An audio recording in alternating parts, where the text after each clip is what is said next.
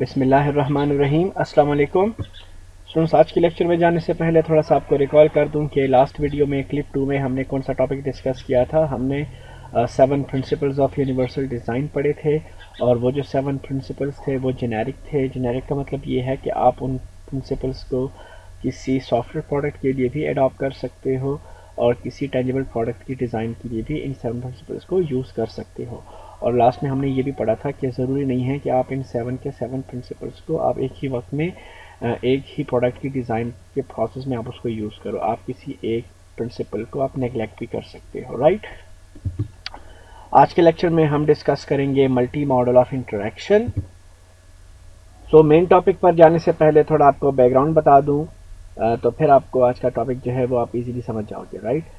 हमने बहुत स्टार्ट में पढ़ा था कि ह्यूमन के 5 सेंसेस होते हैं जिनके थ्रू ह्यूमंस जो हैं कंप्यूटर के आउटपुट को एज एन इनपुट गेट करते हैं। वो जो 5 सेंसेस हैं वो कौन कौन से हैं? एक है जनाब सेंस ऑफ साइट जो कि विजुअल एलिमेंट्स के साथ रिलेटेड है। सेंस ऑफ हियरिंग जो कि डेफिनेटली साउंड्स के साथ रिलेटेड है। इसके अलावा sense of touch, taste and smell है, राइट। ये सारे हमने डिटेल से डिस्कस किए थे। सो जितने भी करंट प्रोडक्ट्स हैं उनमें मेजॉरिटी के जो प्रोडक्ट्स हैं वो ह्यूमन के विजुअल चैनल को यूज़ करते हैं as a primary means of representation. और ये रिप्रेजेंटेशन जो है वो डिफरेंट ग्राफिक्स, टेक्स्ट या वीडियो या एनिमेशन के थ्रू होती है। इसके अलावा साउंड्स जो है ह्यूमन को अवेयर रखने के लिए यूज़ होते हैं, जो भी इवेंट्स उसके इर्द गिर्द अकर हो रहे होते हैं, राइट। इसके अलावा साउंड्स के थ्रू ह्यूमन की अटेंशन एक चीज़ से दूसरी चीज़ पर आप दिलाई जा सकती है। ये किसी चीज़ की तरफ रिस्पॉन्ड या रिएक्ट करने के लिए भी आप उसको यूज़ कर सकते हो। नेक्स्ट है जनाब सेंस ऑफ टच। तो सेंस ऑफ टच भी काफ़ी एप्लीकेशन में यूज़ होता है, स्पेशली जो टच स्क्रीन एप्लीकेशंस हैं। इसके अलावा ह्यूमन के जो सेंस ऑफ टेस्ट है और जो सेंस ऑफ स्मेल है वो ज़्यादा यूज़ नहीं होता ह्यूमन के कंप्यूटर के साथ इंटरेक्शन में। अब जब बात ह्यूमन टू ह्यूमन की कम्युनिकेशन की है तो ये कम्युनिकेशन मल्टी सेंसरी इनपुट से और भी ज़्यादा सिग्निफिकेंट हो सकता है।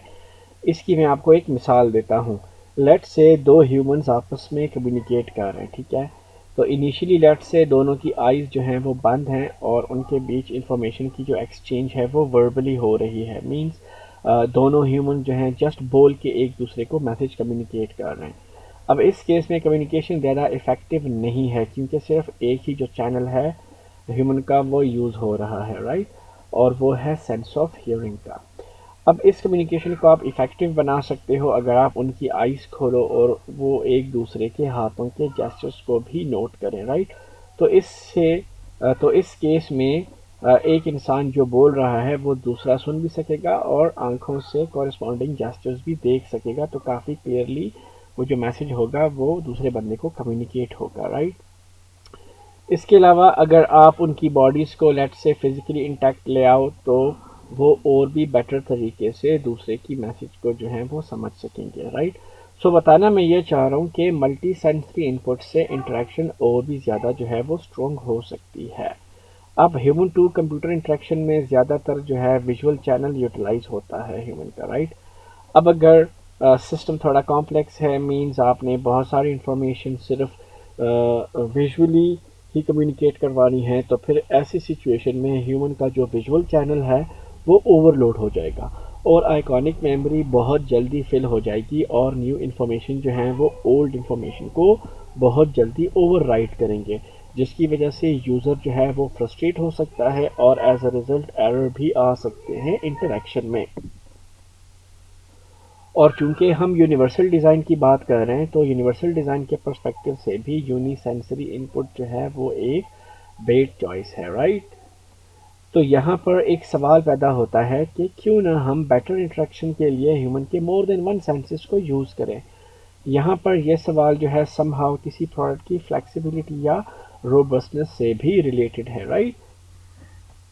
सो मल्टी मॉडल इंटरेक्शन कहता है कि अगर आप मल्टी सेंसरी चैनल्स यूज़ करते हो तो ह्यूमन कंप्यूटर इंटरेक्शन और भी रिच होगा और इससे ह्यूमन कंप्यूटर इंटरेक्शन वैसे ही हो जाएगी जिस तरह ह्यूमन टू ह्यूमन इंटरेक्शन होती है।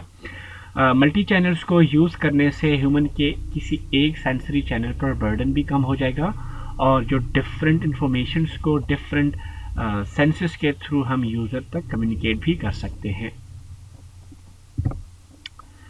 ओके, यहाँ एक इम्पॉर्टेंट बात सामने आ रही है कि असल में ये मल्टी मॉडल इंटरेक्शन जो है, इससे इंटरेक्शन तो रिच हो रही है, राइट, लेकिन साथ साथ रिडंडेंसी भी आ रही है, क्योंकि जो इन्फॉर्मेशन आप विजुअली दिखा रहे हो वही इन्फॉर्मेशन आप साउंड्स के थ्रू भी कम्युनिकेट कर रहे हो, और साथ साथ लेट से सेंस ऑफ टच के थ्रू भी आप जो है यूज़र को बता रहे हो। सो अगेन वही बात है कि आपको ट्रेड ऑफ करना होता है, आपने यूज़र को बहुत हद तक फैसिलिटेट करना है, तो डेफिनेटली आपको कॉस्ट जो है वो पे करना होता है in the form of redundant representation of same information. Alright जनाब, नेक्स्ट है sound in the interface. Sound के थ्रू आप किसी प्रोडक्ट की यूजेबिलिटी बढ़ा सकते हो। इसके अलावा यूनिवर्सल डिज़ाइन के हवाले से भी साउंड एंड विजन के डुअल यूजेज से आप किसी डिज़ाइन को यूनिवर्सल बना सकते हो। अगर किसी प्रोडक्ट में both sound and visual elements use हुए हैं तो वो प्रोडक्ट जो है वो लो लाइट में भी यूज़ हो सकेगा और नॉइज़ी इन्वायरमेंट में भी यूज़ हो सकेगा। इसके अलावा अगर आप सिर्फ विजुअल प्रेजेंटेशन से काम लेते हो तो इस केस में यूज़र की अटेंशन स्क्रीन पर मुसलसल जो है वो फोकस्ड रहेगी, राइट, और ज़रा सी अटेंशन जो है वो हटी तो मसला हो सकता है। इसके साथ साथ स्क्रीन की कंजम्पशन भी ज़्यादा होगी अगर आप सिर्फ विजुअली कोई इन्फॉर्मेशन प्रेजेंट करोगे तो, राइट। एक और भी पॉइंट है कि विजुअल प्रेजेंटेशन में जो इन्फॉर्मेशन यूज़ हो जाती है, मीन्स कोई लंबा चौड़ा, लेट्स सपोज कोई पैराग्राफ है, राइट, तो अगर आप उसकी फर्स्ट 2 लाइन्स पर भी लो और अभी आप लेट्स सपोज लाइन नंबर 3 पर हो तो वो 2 लाइन्स अभी भी आपके स्क्रीन पर रहेंगी। सो आउटडेटेड इन्फॉर्मेशन स्क्रीन पर रहेंगी जिससे स्क्रीन की कंजम्पशन ज़्यादा हो सकती है, राइट। ओके, दो तरह के साउंड्स होते हैं, एक होता है स्पीच और दूसरा है जनाब नॉन स्पीच साउंड। ओके, पहले देखते हैं स्पीच टाइप ऑफ साउंड को। जो नेचुरल लैंग्वेज होती है it refers to speech sound. इस केस में सिस्टम के जो इनपुट और आउटपुट हैं दोनों in terms of natural language होते हैं। एग्जांपल से आप लोगों को क्लियर हो जाएगा। आप लोगों के स्मार्टफोन्स में जो गूगल वॉइस असिस्टेंट है ये बेस्ट एग्जांपल है। इसके अलावा अमेज़ॉन की अलेक्सा, विंडोज़ की कॉर्टाना और आईफोन की सीरी, इन सारे एग्जांपल्स में आप इनपुट भी नेचुरल लैंग्वेज में देते हो और आपको आउटपुट भी जो है वो नेचुरल लैंग्वेज में ही मिलता है। नोट करने वाली बात ये है कि लैंग्वेज बैरियर आपका हो सकता है, मीन्स समटाइम्स वोकैबुलरी या जो जो जो एक्सेंट यूज़ होता है ना, जो डायलेक्ट होता है, उसकी वजह से आपको इनपुट आउटपुट में मसला हो सकता है, राइट। अच्छा, स्पीच में दो टेक्नोलॉजीज़ हैं। एक है स्पीच रिकग्निशन, इसको स्पीच टू टेक्स्ट कन्वर्जन भी बोलते हैं। इस टेक्नोलॉजी के थ्रू क्या होता है कि आप इनपुट देते हो in the form of voice और सिस्टम उसको अंडरस्टैंड करके उसको टेक्स्ट में कन्वर्ट करता है, राइट। एग्जांपल इसकी है वॉइस टाइपिंग। माइक्रोसॉफ्ट ऑफिस में स्पेशली माइक्रोसॉफ्ट वर्ड के लिए बहुत सारे एड-इन्स हैं, राइट। आप डाउनलोड कर लो और फिर आप बोलते जाओ और माइक्रोसॉफ्ट जो है ना वो आपके उस बोले हुए लफ्ज़ों को अंडरस्टैंड करके उसको वो टाइप करेगा, राइट। आपको कीबोर्ड से खुद उसको टाइप नहीं करना पड़ेगा, राइट। इस केस में ह्यूमन की जो कंटिन्यूएशन साउंड्स हैं, मतलब जब हम बोल रहे होते हैं ना तो वो की आवाज़ें जो हैं वो या फिर बैकग्राउंड के जो नॉइजेज़ हैं वो आपको मसला कर सकते हैं, राइट। इसके अलावा एक और टेक्नोलॉजी है जिसको स्पीच सिंथेसिस बोलते हैं। इसमें आप इनपुट देते हो in the form of text और सिस्टम उसको अंडरस्टैंड एंड इंटरप्रेट करके उससे साउंड जनरेट करता है। इस टेक्नोलॉजी को टेक्स्ट टू स्पीच टेक्नोलॉजी भी बोलते हैं। एग्जांपल हैं स्क्रीन रीडर्स। बहुत सारी वेबसाइट्स में होती हैं ये टेक्नोलॉजी। मसलन जो सामने लिखा होता है तो वो आपको सिस्टम जो है ना वॉइस में सुना भी सकता है, राइट।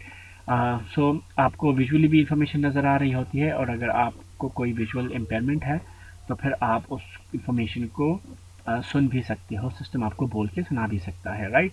माइक्रोसॉफ्ट वर्ड में भी है इसके लिए एड-इन्स और यहाँ फिगर में जो मैंने आपको डायग्राम दिया हुआ है डिक्शनरी का, ठीक है, तो आप फोटो में देख सकते हो कि आप किसी वर्ड को वो माइक पे, वो स्पीकर पे सॉरी क्लिक करके आप उसको सुन भी सकते हो। नेक्स्ट है जनाब नॉन स्पीच साउंड्स। वो साउंड्स जो नॉन नेचुरल लैंग्वेज होते हैं उनको कहते हैं non speech sounds. Interactive systems में और यूनिवर्सल डिज़ाइन में बहुत यूज़ होते हैं ये साउंड्स। इन साउंड्स के थ्रू आप यूज़र को एरर नोटिफाई कर सकते हो या अगर यूज़र की एक चीज़ से दूसरे चीज़ में ट्रांजिट कर रहा है तो नॉन स्पीच साउंड से आप यूज़र को नोटिफाई कर सकते हो, राइट। माइक्रोसॉफ्ट विंडोज़ में जो वो डंग की आवाज़ होती है वो एरर मैसेज वाली, राइट, ये बेस्ट एग्जांपल है। इसके अलावा नॉन स्पीच साउंड्स के बगैर वीडियो गेम्स जो हैं वो बेमायनी होते हैं, क्योंकि गेम्स में जो है वो नॉन स्पीच साउंड्स के थ्रू यूज़र को बहुत सारी इंफॉर्मेशन आप कम्युनिकेट करते हो। So thank you, I hope आप लोग समझ गए होंगे कि मल्टी मॉडल इंटरेक्शन का क्या मतलब है। इन सिंपल वर्ड्स, आप यूज़र के मल्टीपल सेंसेस को आप यूज़ करते हो और एक इंफॉर्मेशन को आप मल्टीपल वेज में यूज़र तक पहुंचाते हो उसके डिफरेंट सेंसेस के थ्रू। मल्टी मॉडल इंटरेक्शन से आपके पास जो इंटरेक्शन होती है ह्यूमन की कंप्यूटर के साथ, वो बिल्कुल वैसे ही हो सकती है जिस तरह दो ह्यूमंस आपस में कम्युनिकेट करते हैं। इंशाल्लाह नेक्स्ट वीक में फिर दूसरे टॉपिक डिस्कस करेंगे। तब तक के लिए अल्लाह हाफिज़।